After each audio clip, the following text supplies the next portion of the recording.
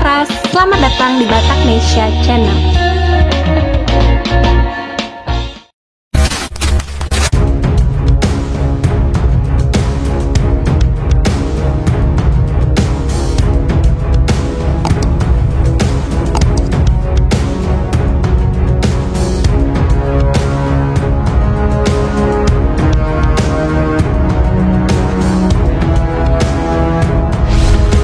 Sembilan perwira menengah atau Pamen TNI Angkatan Udara sukses meraih gelar doktor di Universitas Padjadjaran atau Unpad dengan nilai cum laude. Kesembilan Pamen berprestasi itu diterima Kepala Staf Angkatan Udara atau Kasau, Marsikal TNI Fajar Prasetyo dalam agenda lapor datang di Mabes Sau Cilangkap, Jakarta Timur beberapa waktu lalu. Menariknya di antara 9 perwira TNI Angkatan Udara tersebut terdapat salah satu putra Batak. Lalu siapakah beliau? Langsung saja simak ulasan berikut ini.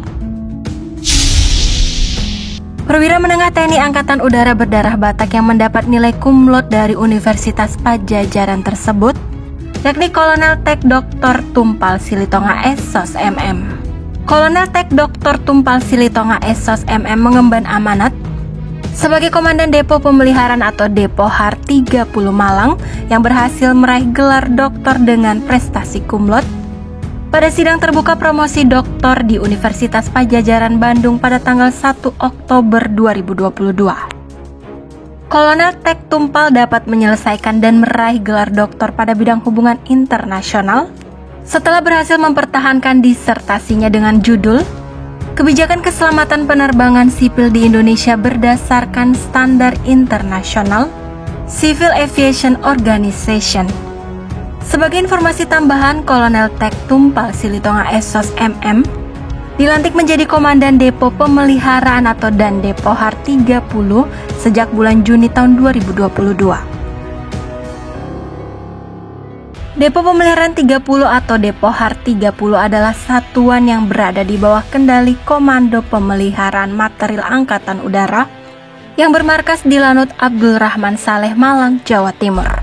Depohar 30 memiliki tugas pokok melaksanakan pemeliharaan tingkat berat pesawat terbang bersayap tetap atau fixed wing dan engine, motor turbin, pemeliharaan komponen dan alat uji, kalibrasi alat ukur presisi, X-ray serta produksi material.